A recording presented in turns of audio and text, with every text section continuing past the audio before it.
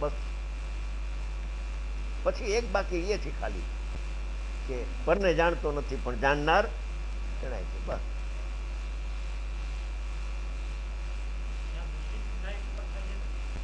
એકલો નાયક જ જણાય છે, બીજું કઈ જણાતું જ નથી. તેમાં અનુભવ થાય.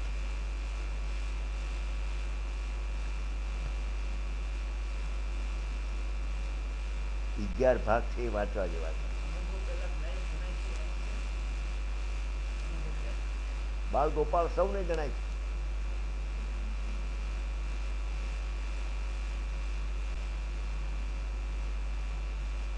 જો જણાતો ન હોય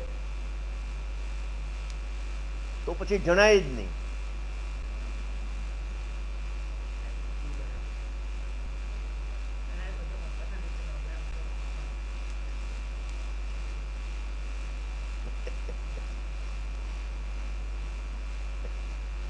જણાતો ન હોય તો જણાય જ નહીં. જણાય છે માટે જણાઈ જાય છે.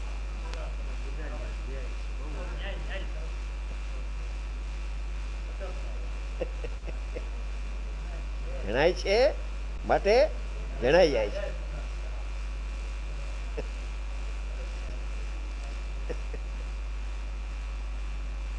એને વિશ્વાસ કરવો જોઈએ, એને વિશ્વાસમાં લેવો જોઈએ કે મને જણાય છે.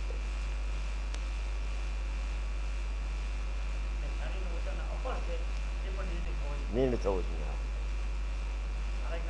બાળ ગોપાળ સૌને જણાય છે એમ લખ્યું ગુરુદેવે કહ્યું.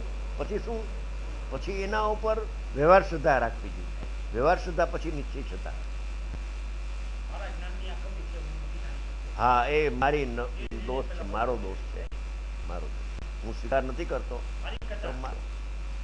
એના માટે રમણીકભાઈ આપણે ઘણા વખતે મળ્યા. સોનગઢમાં તમે બહુ ટ્રાય કરી, મને બધી ખબર છે. સમજી ગયા? મને ત્યાં જ રાખવાની કાયમ માટેની તમે તમારી પ્રપોઝલ હતી, બધી હતી વાત. સમજી ગયા? બધી ખ્યાલ છે.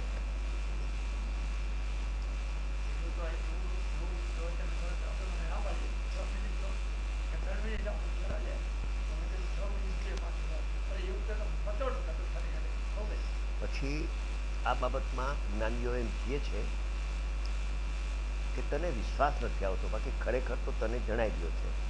આ બાબતમાં એક દાખલો આપે છે કે જેમ પ્રકાશક છે ને, દીપક છે પ્રકાશક, અને એની અવસ્થા છે પ્રકાશો, અને ઘડો જણાય છે પ્રકાશ્યો.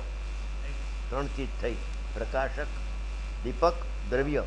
એની અવસ્થામાં પ્રકાશ પ્રગટ થાય છે, અને એમાં ઘડો આદિ બહારના પદાર્થો પ્રકાશ્ય જણાય છે. તો એમાં એમ કહ્યું કે જે પ્રકાશથી અભિન્ન છે દીપક, એ તને જણાતો નથી, અને પ્રકાશથી ભિન્ન જે ઘડો છે એ તને જણાય છે. અમને તો આશ્ચર્ય થાય.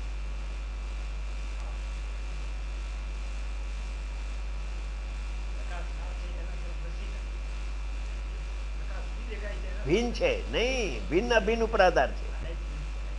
પ્રકાશથી જે ભિન્ન છે એ તને જણાય છે, અને કથનથી અભિન્ન છે એ તને નથી જણાતો. દીવો અમને તો આશ્ચર્ય થાય. એમ આ જ્ઞાયક છે ને, જ્ઞાયક એની વર્તમાન અવસ્થામાં જ્ઞાન થાય છે, જ્ઞાન થાય છે, અને એ જ્ઞાનમાં જ્ઞેયો ભિન્ન છે એ જણાય છે. તને ભિન્ન છે એ જણાય છે, અને જ્ઞાનની પ્રેમમાં જ્ઞાયક અભિન્ન છે એ નથી જણાતો. હા, અમને તો આશ્ચર્ય થાય એમ કહ્યું. એટલે કહે છે કે તને જણાઈ રહ્યો છે, તું સ્વીકાર નથી કરતો, વિશ્વાસ નથી તને જ્ઞાનીના વચનો પર. તો એમ તર્ક કરે કોઈ કે જો જણાય છે તો અનુભવ હોવો જોઈએ. પણ જણાય તો રહ્યો છે, પણ તું એને ક્યાં જાણસ? તું તો આને જાણસ. આ જણાય છે, આ જણાય છે, તો જણાય જાય. જણાય ત્યારે અનુભવમાં આવે ને આનંદ, બાકી જાણે નહીં તો અનુભવ ક્યાંથી થાય? આને જાણું છું, આને જાણું છું, અનુભવ ક્યાંથી થાય? આનંદ ક્યાંથી આવે? પરનું કરવું ને પરનું જાણવું, આ બે શલ્ય છે. કરવામાંથી છૂટ્યો તો જાણવામાં રોકાણો. કે આ આંખે પ્રત્યેક ઘડિયાળ જણાય છે, 5 માં 5 મિનિટ છે. નાની કે તારું જ્ઞાન જણાય છે, ઘડિયાળ નથી જણાતું.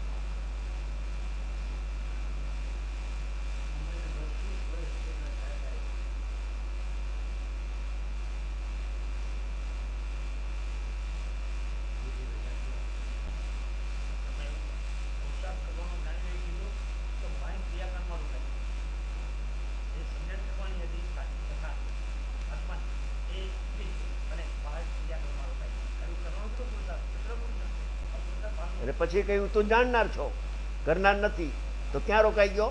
પરને જાણવામાં રોકાઈ ગયો.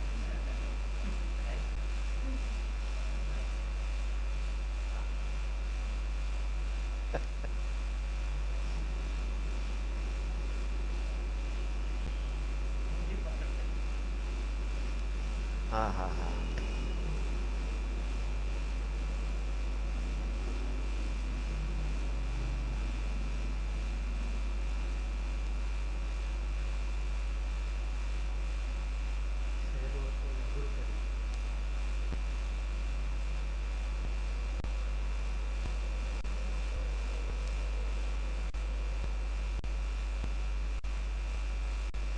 આ 13 વ્યાખ્યાન બહાર પડ્યું છે, એ તમારી પાસે પુસ્તક નહીં હોય. હે? અધ્યાત્મ પ્રવર્તન રત્નત્રય એક નામનું પુસ્તક છે.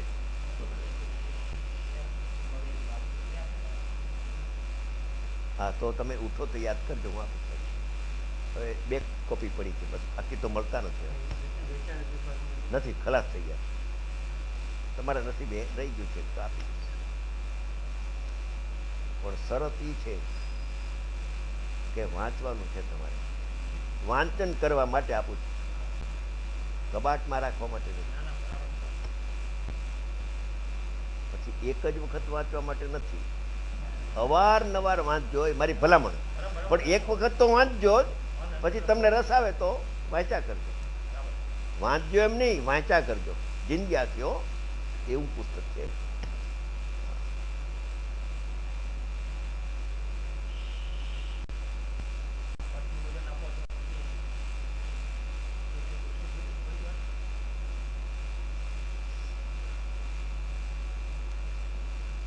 આખો 12 સાર ગુરુદેવના વ્યાખ્યાનમાં આવી ગઈ છે.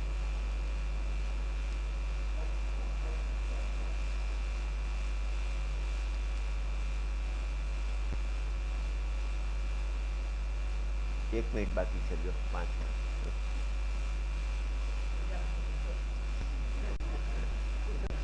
હા, બાબુભાઈ ઝવેરી પણ એમ છે, ઘડિયાળ બંધ કરી દો.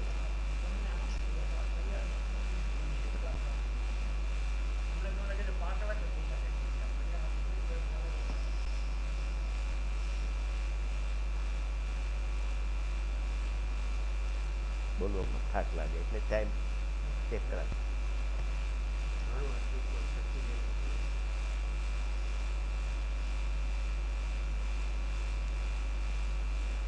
સાંભળવું થોડું, વાંચવું થોડું, પણ નિર્ણય કરવો.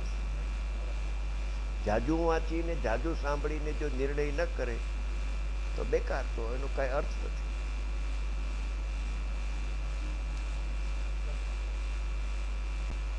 પછી નિર્ણય થઈ ગયા પછી પ્રયોગ કરવો. નિર્ણય થઈ જાય પછી પ્રયોગ કરવો, બસ.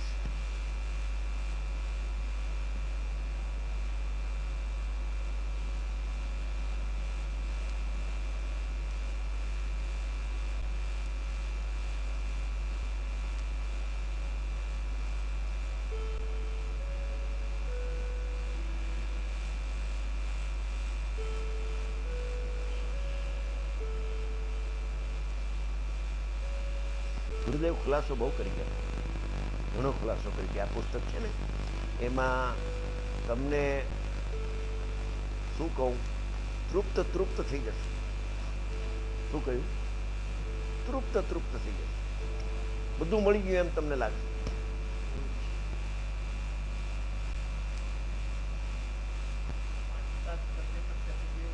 હે? તમને એમ લાગશે કે જે કંઈ મારે જોતું હતું એ તો બધું આમાં છે, એમ તમને લાગશે. એટલું ગુરુદેવ સ્પષ્ટ કરી દે. તમારું સ્વરૂપ, તમારા સ્વરૂપને કહે છે.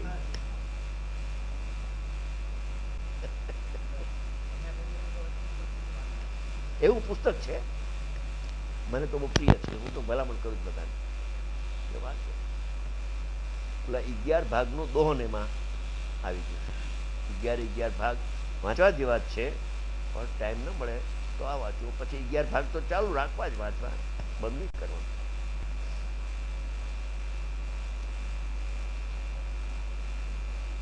થઈ ગયો. બોલો પરોપકારી